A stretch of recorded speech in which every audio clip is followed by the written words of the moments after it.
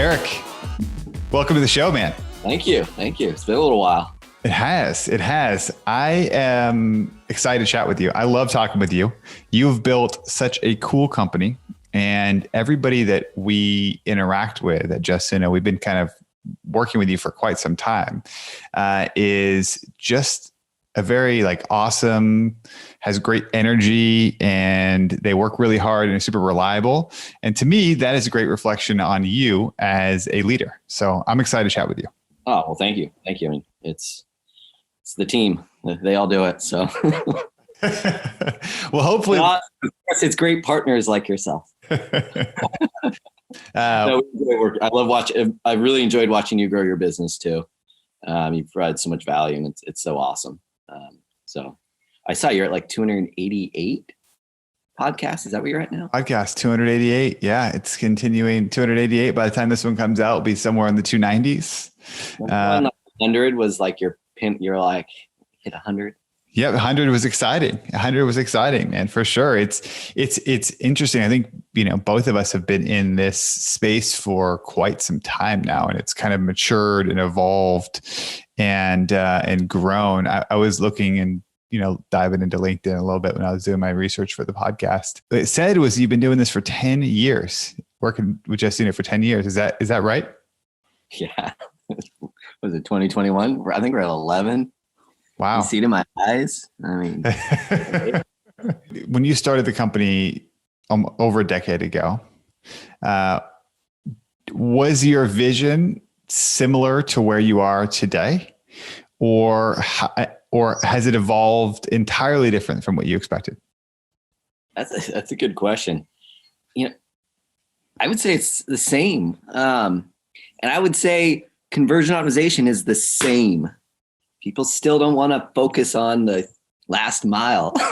And I think finally in 2020, we saw that shift where when, advertising got so expensive, everyone's like, okay, we have minimal budgets. How do we stretch our budgets? And I think finally, with all the competition from COVID, everyone's shifting online. Everyone is finally like, okay, can't keep just throwing money at this. We got to come up with a real problem. But, when we first launched Just we had to pivot immediately because we mentioned the word coupon or the word pop-up, and people just ran the other way. And so, it's been 10 years of education, I would say. And we've kept to the kind of the same message of invest in your current website visitors. So vision wise, I would say, I feel like our main job still is to educate the online retailer about the basics. Most businesses try to do, sometimes, as with email, it's are you doing a 30, 60, 90 day, the basics? Are you doing a cart abandonment email? You cover the basics, you get so much further ahead. So I would say, what's changed? We've strayed in our course in our business, I would say. And I would say 2021, we have the clearest vision we've ever had. And we're really excited about it. 2021, you got a clear vision. You guys have talked about the basics. You talked about it here. What are the basics that you are continually preaching and have been doing for the last 10 years? And how has that message changed for you, if any? Being a self-funding company ourselves, I use the word sustainability a lot. I use that in both my personal life and, outlook on how we should treat, our surroundings and our environment along with our business, respecting, money and the dollar and what it does for us. So I would say, our previous business, we grew it without a marketing budget, and we had to be very sustainable and really focus on how we were going to grow our business. And if you want to grow your business, we look internally at our own business to see what we can be doing better, and carries over to retail and everything, is that when we started 2021, we said, okay, stop. What are we doing for our own self to grow our business? And, even us being a CRO company, I graded us as a C-. How sad is that? And I've been talking with other founders and leaders in their companies. And I've been asking them the last few weeks the same questions, hey, honestly, I'm giving us a C minus. Well, what are you doing? Like I talk to ESPs and they're like, oh my God, you wouldn't believe it. Even our marketing automation flows are totally backwards, so everyone thinks businesses are run perfectly, but most businesses are just a mess. And so what I've been trying to do is challenge my team, like, hey, let's look at the basics. What about Justuno? Like when it comes to lead capture, when it comes to trial sign up, when it comes to trials going live, when it comes to ratios of trials going live to converting, when it comes like all the basics, our SEO, you name it, there's always low hanging fruit to improve your business. So when it comes to retail, it's like, okay, where's the low hanging fruit? Do you understand, let's break out your business at the basics, like new visitors versus repeat, the new ones, like how many, what percentage of emails are we capturing? Are we sending those emails to your ESP? Are we putting in the basic workflows, which is where, you come in like that there's so much low hanging fruit. I'm sure you see still. And then you have, you're sending these emails. Are you reinforcing those campaigns on site? You spend so much time designing the email, sending it. And then it comes to that cart abandonment, the shopping cart. Like, do you even know how many people come to your cart each day? Do you know how many carts get abandoned, the dollar value? Like, what can we do? And still to this day, you Google the domain name and the second, third thing that shows up is coupon code.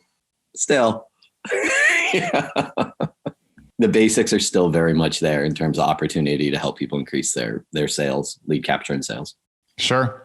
And you mentioned it earlier, just briefly. You're like, this last year tested a lot of people with volatility of paid social, right? Volatility of advertisements that were working consistently and then maybe would bomb and be gone and be in a place where people weren't profitable for a while. All those basics that you're talking about are exciting because they like lever up and stack up to higher up in the funnel to make the things that you're doing on the advertising side work a lot better, right? Like all your steps, the tighter that is, the better the results are at the top of the funnel, which allow you to compete when other people can't compete. Even if, I think that's one of the most interesting things about building an online business is how transparent it is, right? People can go and they can look at all the advertisements you're running. They can see your landing pages. They can copy exactly what you're doing. But what's harder to copy is all the steps after somebody enters in their email or enters in their text message, their SMS, and starts tracking from there. But man, I agree with you. I think like there's the cobbler's kids have no shoes. Like that's like that saying about businesses that are going in and working on this stuff. You talk about CRO company, you guys being a CRO company. I think initially when we met, that I don't remember that being the like words you guys used to describe what you were doing. And I think I'm interested to learn, like, what does that even mean? Like conversion optimization company, what do you guys, what are the things that you're most excited about that you offer right now for clients? So like when I talk about sustainability, it's how do you take one marketing dollar and stretch it as far as you possibly can? Yeah. And how do you also get creative? You talked about, a competitor can look at your game plan, but it's all about creativity. And that's what marketing is. That's what retail is. Retail is retailing and getting your hands dirty. And so, especially with direct to consumer brands, it's a different, the landscape's changed in the sense that the traditional brick and mortar retailers, a brand, what is a brand is the simple question. They create a product and they know how to market it. That's what they're great at. They are not great at customer service, at retailing, distribution, that last mile. And so you have, that's what we've experienced the last 10 years, this disconnect of these brands not knowing how to retail, but they've been counting on e-commerce companies to take care of that. Now with direct to consumer and with brands going direct, traditional brands going direct, the landscape has changed. So how do you engage and connect and create these online experiences that a customer wants? And that is, to me, what excites me about moving forward with the next 10 years is that we're still in the infancy of online retail. It's still growing. We did we made the jump. What was supposed to happen by 2030 happened in 3 months with COVID. Everyone just finally was like, okay, we do have to go online. We have to figure this out. And in the closing of all of the big box stores, what I've always thought is like, just give me one of those stores as a warehouse distribution and give me a website and I can outdo all those stores. And you can. What excites me is how do we work with retailers to take that $1? And in 2021, what excites me the most is we talk about paid media. That is the biggest channel, the biggest opportunity for us to help retailers increase grow their business. And that's what I love doing, is growing businesses and doing it in a sustainable way. And so we're always looking at the on-site experience and how to really, in a practical way, because digital marketers are so busy, there's so much red tape and everything. How do we give them control to actually make an impact to their business? And that's where our being self-funded, everything we do has to make an impact.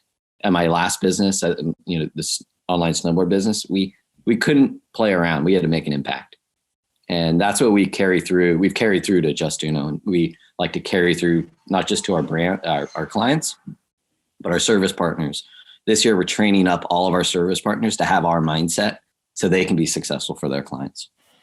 Wait, what is like the self-funded part? You've talked about that a little bit. And I know it's something that is, you guys have built a sustainable business and a business that's quite large. How many employees do you guys have right now?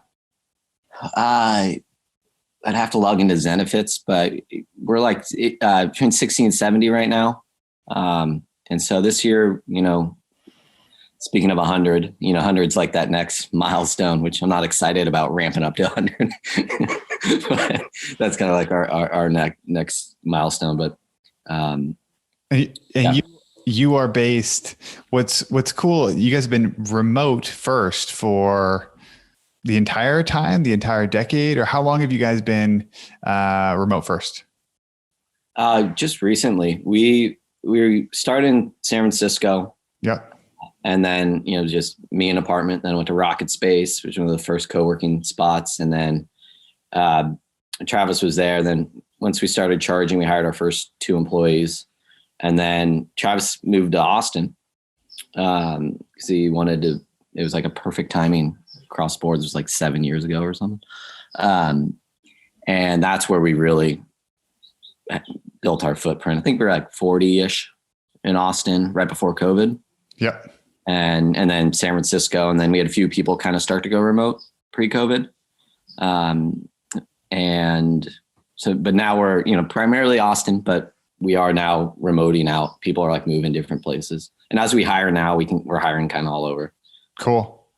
With a team that large, man, what are some of the things you've learned about leading a team of 60 remote? Couple areas. One, I have a 10-month-old and a 2-year-old. And I think that's really opened my eyes to being sensitive to our team that are our parents. I think that's the number one thing. Like, it's insane.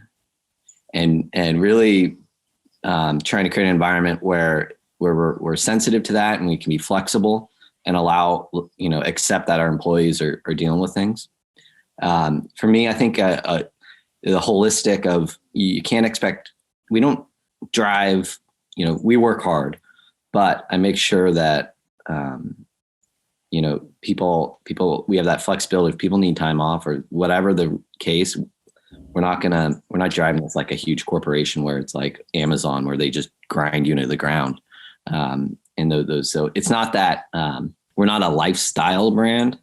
And we're not a startup. We're not a big business. We're just trying to build something that we'd want to work at.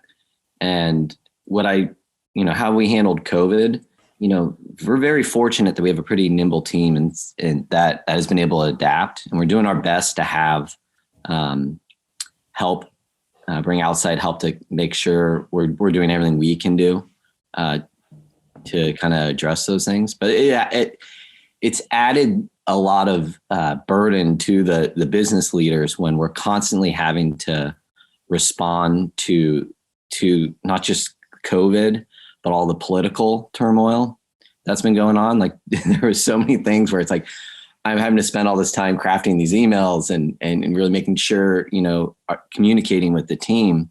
And we're not like Cisco where I have a admin that writes my thing and then I send it out as the CEO. It's like we have to be super engaged. So I'm really proud of our team. I think they've done a phenomenal job. I may be getting a filtered voice partially, but I feel like our team's, being a youngerish company, has really been able to adapt and kind of pull through. Well, I think from an outsider's perspective, one of the things I respect about you guys is a lot of the people that have been working at Just Uno, like they're still there. And, it's been 7 years since I think we met, something like that. And a lot of those people have moved into leadership roles and are continuing to evolve. And that's unique. That doesn't happen in a lot of other companies. I've noticed that working with other businesses, that people they'll be there, then they'll be gone, and there'll be some other tech company.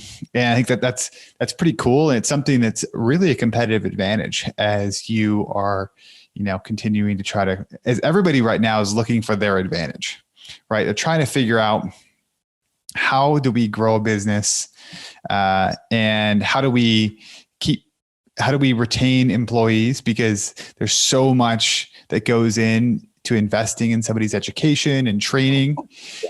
And it's interesting to hear kind of what your thought process is on that and on maintaining an organization. Well, first off, we are so fortunate, to have a team that's dedicated.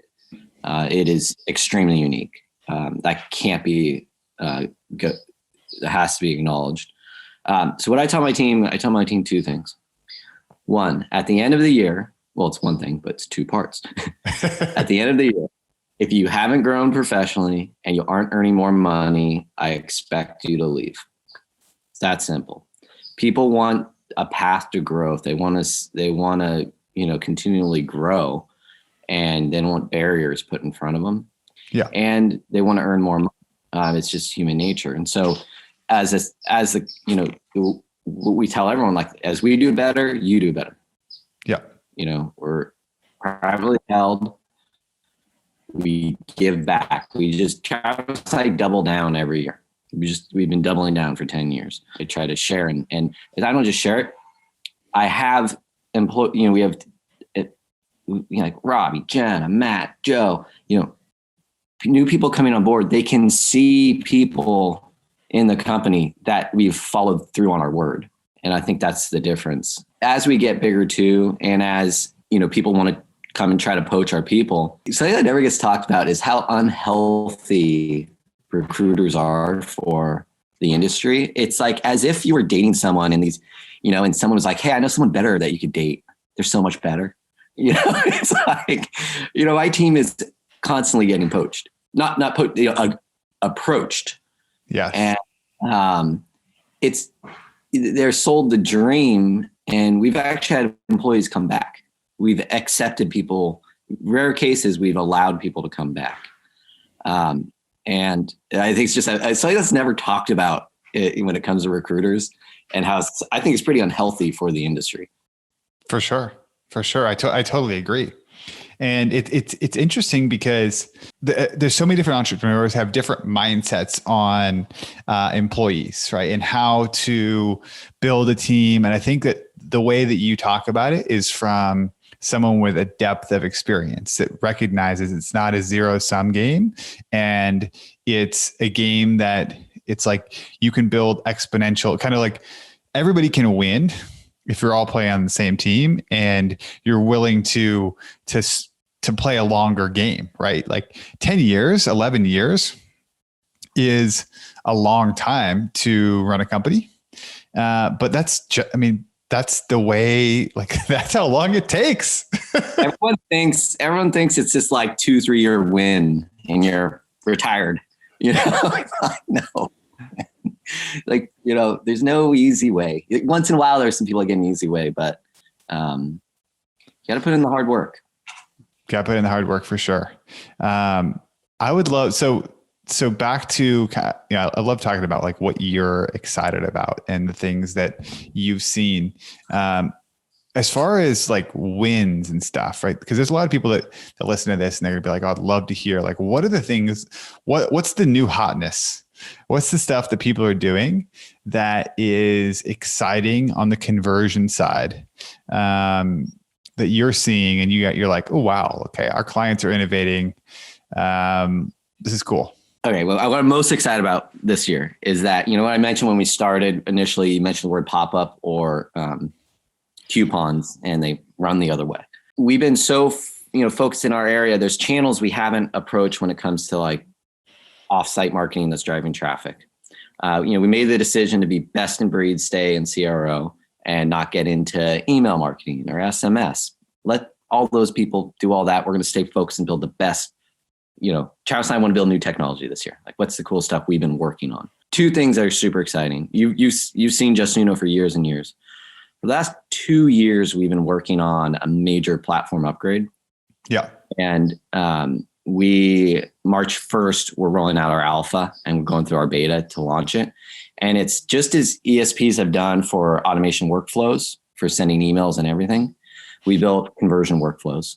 So everything is going to be set up the similar way you set up all the workflows for emails. Super exciting. And us deciding to... What do you mean by that? So what do you mean by that? When you say everything's going to be set up the way that you do for emails, what does that mean? Is it drag and drop? Is that kind of what you're thinking of? Or like, what does it mean to be able to have a platform like that? Just in the same mindset of the way you set up your emails and how if, build your workflows, if they can fall out of a workflow, fall into new ones, same concept, but for the on-site experience. Walk me through what that looks like. Ooh, you're excited. I like it. They're going to fall into different segments and groups and audiences. And if they come and they see one and you want to, and they come back as another customer, you can show them a different promotion. So, this is a 2-year, the last 10 years is ramping up to where, there's no reason a CRO platform can't be as big and powerful as ESPs. There's no reason this should not be a ginormous industry. But it's taken it's taken a lot of work to kind of get us to that point. So that's one area. But what excites me the most is, I mentioned early on, no one want to talk about pop-ups and coupons. I've been trying to figure out, if we don't go into email, don't go into SMS, where are we going? What's new? What's an underserved market? And the paid media market, I was shocked. I realized no one in our company has expertise in this area. So we had a huge hire to bring in expertise. And what we learned is that both paid search, organic SEO world, they still hate us. You mention a word pop-up to them and they are like, oh, why would you do that? Slows down your site, screws up conversions. Why would you do that? Still to this day. So 2021, our goal is to educate that market on the power of engaging, rethinking, reimagining how you can engage with your paid traffic and organic traffic in a way that works and makes everyone happy. This, I feel, is the new frontier, and not enough businesses are focusing on this. So we've engineered our platform as well to speak to that audience, so a ROAS model. And currently you can push data back in for list suppression and data enrichment. That's still new, that's happening, but can be happening today. What I want is the true scalable business model where we can OAuth into the campaigns, hit one button, bring in all that traffic from those different campaigns. Our system's set up in a way that it will just on the fly dynamically build all the promotions based and experiences based off that campaign information. And the digital marketer really just has to click one button to make it happen. That to me is like something that's exciting and it's in development. And there's just so much room for growth and the market size. There's such a demand. Google's pushing their own advertisers to improve their businesses. They're pulling back on their spiffs on how they're paying those agencies. So I feel like that market is ready for disruption, and I can't wait for it. Okay. So 2021, business owners are going in, trying to figure out what to do on their site. Again, primarily the people listening to this podcast, they're either own their own e-commerce store and they're trying to figure out how to boost conversions, or they're working in an agency and they're trying to boost conversions for their clients. What should people be thinking about right now? What are the things that are exciting? And again, I know if people are listening, they're probably are there any sort of interesting tactics or things that you've seen this year that you are recommending to your clients and to your people, to your team that are managing accounts? Yeah. So this is kind of an interesting, more business, going back to our business discussion, which is what I found to be kind of like an eye opener for myself, is growing this company, how I've now started to remove myself from the day-to-day. I'm like the caboose now type things. I'm almost I have my input, but I'm almost like the last person to ask these days, because now we have all my department heads and they have their strategists and they have everyone, and they're all doing new stuff every day. And I can't even keep up with reading all the case studies and everything. Yeah. So I think for more of a holistic approach is more of the, my message would be, as a business owner, you have to ask the question, why? One, why are, why and what is happening on my website? And second to that is shop your website, be your own customer. And that is going to help you as a business owner find low hanging fruit. So when it comes to conversion optimization, look at your website, look at your organic traffic. What percentage is coming in? Have you dropped off? Do you have any penalties? Because organic is a critical component for sustainable growth for a business. And with that organic traffic, most likely it's probably unique visitors. When it comes in, are you capturing email from those visitors? So looking at your new traffic, new visitors, what's your ECR, email capture rate? That to me is still the most basic thing. I think that's something so text messages, right? SMS. Talking about SMS, and we've been, in the coalition, we have a couple of trainings talking about SMS and doing a 2-for-1, capturing emails and then capturing SMS. And the value of that. I know you mentioned you guys are not an SMS company, you're not going to be sending SMSs. It's not the plan, but you guys integrate, right? Or how can somebody use Just Uno to be able to capture SMS? So we integrate with everyone. And that's the type of thing where we are platform agnostic with our SMS partners. And so Jenna Ochoa, who leads our partner marketing initiatives, she works with all the SMS brands. And with that, the strategies is that when we're building Just so that our service providers can push the limits for their clients. And every agency may not work. Each agency works with different SMS vendors.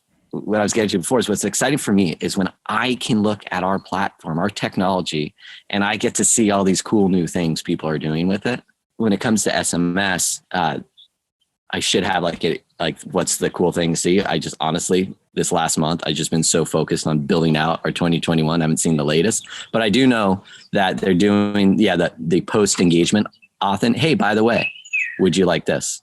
So it's the 2-part, like you mentioned, once they get, once they engage, then we can say, hey, would you also like a SMS update sent to you? So it's kind of like a second afterthought. Sure.